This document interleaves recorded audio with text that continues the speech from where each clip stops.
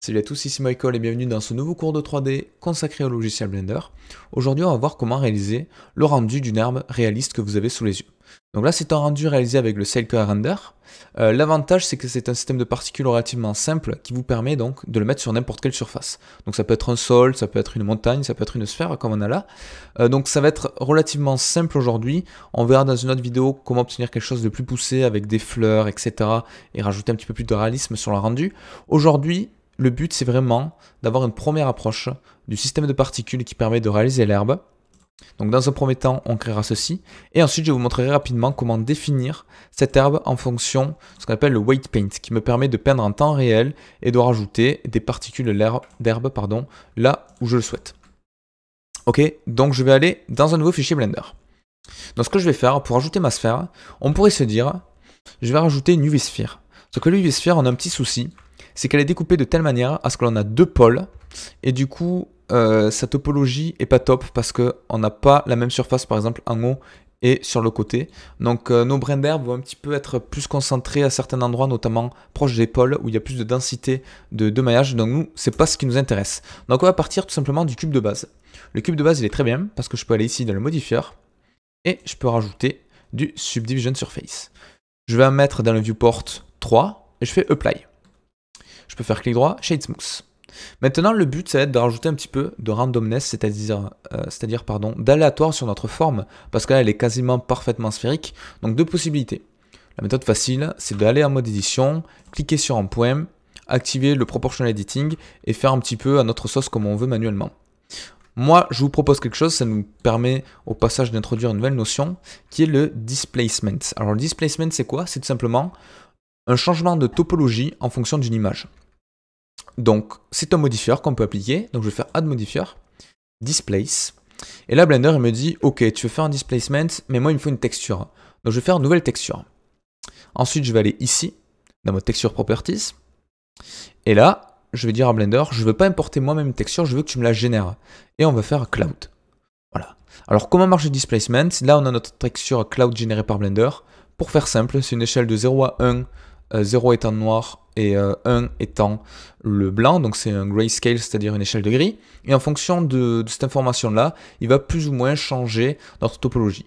Donc la size, je vais la mettre au maximum pour avoir quelque chose de vraiment adouci. Si on trouve que la topologie est beaucoup trop impactée par la texture, on peut revenir ici dans le matériel et baisser un petit peu la force. Donc je vais le mettre par exemple à 0,5. Voilà, là ça nous permet d'avoir quelque chose d'un petit peu plus aléatoire dans la forme et ça va rajouter un côté réaliste quand on va faire le rendu final. Ok, donc maintenant je peux m'intéresser à mon système de particules. Je vais aller dans Particle Properties qui se trouve juste ici. On avait déjà vu dans une vidéo précédente qu'en appuyant sur plus, par défaut, ça nous crée un émetteur, c'est-à-dire un objet qui va émettre des particules. Nous, on ne veut pas utiliser ce système-là. Il y en a deux dans Blender, il y a le émetteur et il y a le R. On va utiliser R. Donc en anglais, cheveux. Donc, qui permet donc rapidement, comme on peut le voir, de créer des sortes de droites perpendiculaires à notre objet. Ok, donc ceci étant réalisé, maintenant, on a plusieurs paramétrages à changer pour obtenir notre herbe.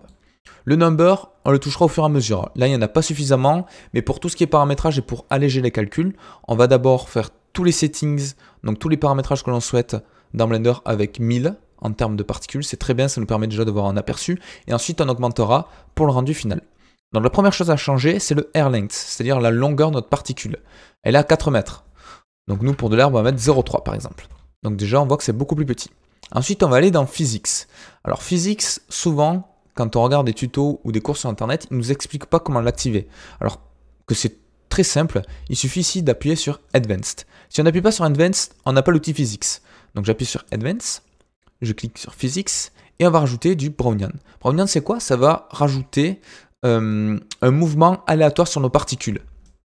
Je m'explique. Là, il est à 0, donc nos particules sont rectilignes. Plus je vais augmenter ça, plus on voit que ça rajoute de la randomness. Voilà. Et du coup, ça donne également un côté aléatoire en ce qui concerne la taille de la particule. Donc moi, je vais mettre 0,25. Voilà. Donc maintenant, pour accentuer encore plus ce côté aléatoire, on peut aller dans Render et dans Timing. Donc là, pour l'exemple, je vais faire exprès de mettre une seule particule pour que vous puissiez bien voir comment ça fonctionne.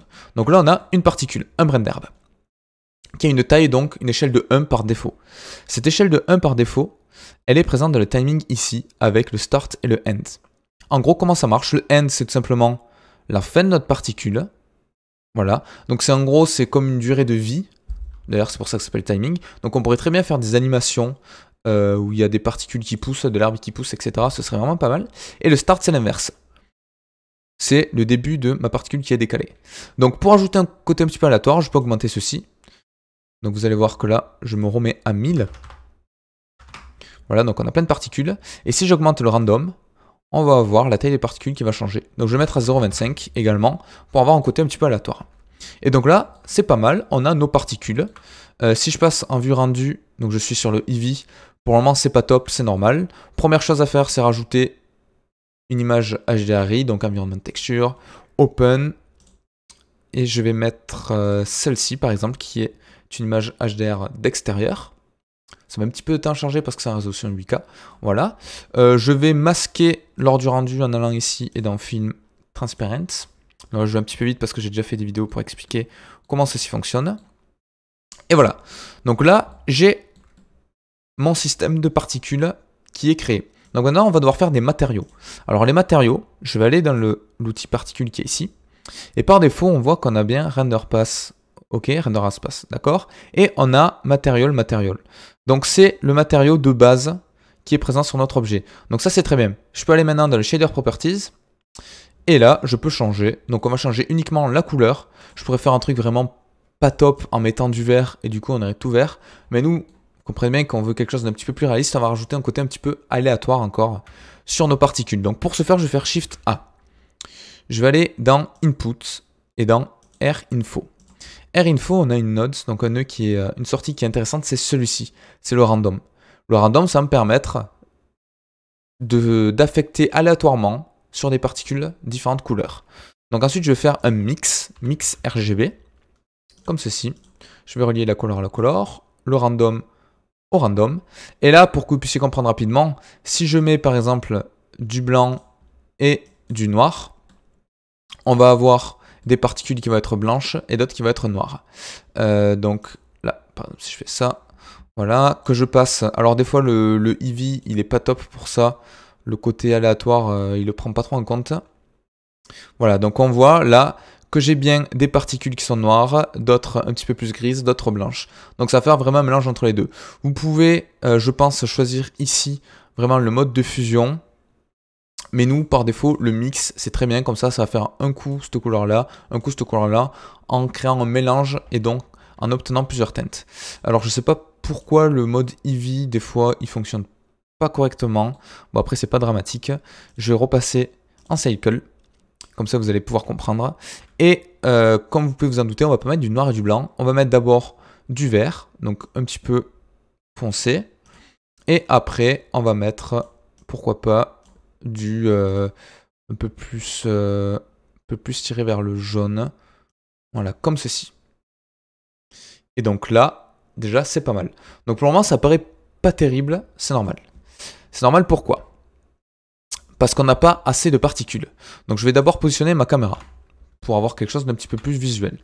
Je vais faire Shift A, caméra, je vais hop là, la reculer. Voilà, comme ceci, je vais à peu près la centrer sur mon objet. Je vais aller ici et je vais mettre quelque chose qui fait 1080 par 1080, comme ça c'est un carré. Voilà. Ok, donc là j'ai mon objet. Je peux passer au passage en mode GPU pour le rendu, ce sera plus rapide. Donc on voit que pour le moment, si je me mets en mode rendu, c'est pas fouillichon. Tout à fait normal. Je vais sur mon objet. Et là, ce que je vous conseille, c'est de passer, donc en fonction de vos composants PC. Si vous avez un PC assez puissant, vous pouvez aller jusqu'à 50 000. Moi, je vais mettre 35 000 parce qu'en même temps, j'enregistre. Et là, ça va créer beaucoup plus de particules. Et on voit que du coup, notre herbe est beaucoup plus réaliste. Donc voilà, vous pouvez aller, si je mets 50 000, peut-être que ça, j'espère que ça va pas cracher. Voilà, ça crée beaucoup plus de particules. Donc voilà, moi je vais rester à 35 000. Vous pouvez changer donc en fonction de la taille de votre objet. Vous allez voir que ça va influencer un petit peu les particules. Donc moi je vais augmenter un petit peu sa taille comme ceci. Je vais le décaler légèrement vers la droite. Et donc voilà, là c'est pas mal. j'ai mon système de particules qui est créé. Si je fais un F12, je vais avoir un petit calcul qui risque de prendre un certain temps parce qu'on a quand même pas mal de particules à gérer. Bon, vous voyez, ça va quand même relativement vite. Donc, plus vous allez avoir de particules, plus, bien évidemment, ça va prendre du temps à rendre. Ça, vous l'aurez bien compris parce qu'on a beaucoup plus de maillage. Donc, vous voyez que le rendu est sympa. On a vraiment une teinte qui passe du vert un petit peu jaunâtre à du vert un petit peu plus vif. Et donc, on a quelque chose d'assez sympa. Donc, l'avantage d'utiliser un système de particules, c'est le suivant. Imaginons que je crée à côté un plan. Voilà. Je augmente un petit peu sa taille. Je vais faire quelques subdivisions, comme ceci. Je peux, avec le proportional editing, rajouter un côté un petit peu aléatoire, voilà, comme ceci. Voilà. Je peux très bien aller maintenant dans le système de particules, faire un plus, et sélectionner mon ancien système. Et donc là, ça me crée mon herbe. Attention, très important, il faut mettre le matériau. Donc je vais dans Material Properties, et je vais ici dans Material. Et ok, là c'est nickel. Si je passe à mode rendu, on a exactement la même chose qu'à droite sur notre sphère, c'est-à-dire un système d'herbe qui est créé. Alors peut-être que je peux rajouter de l'ambient occlusion si je veux quelque chose d'un petit peu plus... Ouais, là ça va pas influencer, bon c'est pas grave. Allez, je vais le laisser comme ça, c'est déjà pas mal. Donc ok, là j'ai mon herbe donc qui est créée dans Blender. Si je veux à la limite avoir quelque chose de plus lumineux, je pense que si je passe ça à 2, ça va augmenter la luminosité un petit peu. Voilà. Bon après ça c'est comme vous le souhaitez, l'herbe est un petit peu plus vive du coup. Bon je vais le relaisser à 1. Ok, maintenant ce qui va être intéressant, c'est de voir le weight painting, c'est-à-dire quelque chose qui va nous permettre de peindre notre surface pour pouvoir dire à Blender, là où j'ai peint, tu me rajoutes plus ou moins de particules. Alors je ne sais pas si c'est bien clair. Donc d'abord la première chose à faire, c'est d'aller ici, dans l'Object Data Properties, et de rajouter un vertex group. Alors normalement il le crée tout seul si vous commencez à peindre, mais ça me permet en amont déjà d'aller dans mon système de particules, de descendre tout en bas, de cocher vertex group, pardon, j'avais pas coché le bon, et vertex group il me dit ok, qu'est-ce que tu veux que je change en fonction de ce que tu peins? Donc on va changer la densité et on va changer la longueur de nos particules. Et là si je passe dans le weight paint, par défaut il y en a partout parce qu'il n'a pas rafraîchi, mais si je clique, on voit que voilà, ça nous supprime tout et ça va mettre uniquement des particules là où je peins. Et ça vous permet d'obtenir vraiment quelque chose comme vous le souhaitez en cliquant là où vous le voulez. Alors pourquoi c'est important de mettre la longueur? Parce que si je mets uniquement la density, vous voyez que ça fait la même longueur partout. Moi je trouve que c'est pas mal d'avoir, vu que le weight paint fait un léger dégradé, d'avoir comme des petites pousses d'herbe sur le bord et ensuite un 100% en ce qui concerne la hauteur. Donc vous pouvez très bien passer un radius au maximum. On va tout peindre par exemple. Et on peut très bien faire l'inverse, c'est-à-dire baisser le radius. Si je mets une force à 0,2 par exemple, que je baisse le radius, ça va enlever un petit peu d'herbe. Et si je mets une force à 0, ça va carrément enlever l'intégralité de l'herbe. Donc si je veux faire par exemple un passage avec de la terre, etc. et faire de l'herbe réaliste sur le bord d'un talus ou comme vous le souhaitez, on peut facilement obtenir quelque chose de la sorte. Et du coup après, on n'a plus qu'à rajouter le matériau au milieu, parce que là vous allez voir que ça va faire un matériau du coup un petit peu vert, et on obtient quelque chose de réaliste en peignant en temps réel. C'est pour ça que c'est important de le mettre ici en amont, comme ça en temps réel on voit l'effet sur la particule. Donc voilà, c'est la fin de ce petit tuto. J'espère que ça vous a plu. N'hésitez pas à laisser un commentaire si ça vous a appris des choses. N'hésitez pas à m'envoyer vos créations si vous le souhaitez. Donc là vous êtes assez libre, vous pouvez faire des animations d'herbes qui poussent, vous pouvez changer la couleur, vous pouvez faire ce que vous voulez. Et je vous dis à la prochaine. Ciao.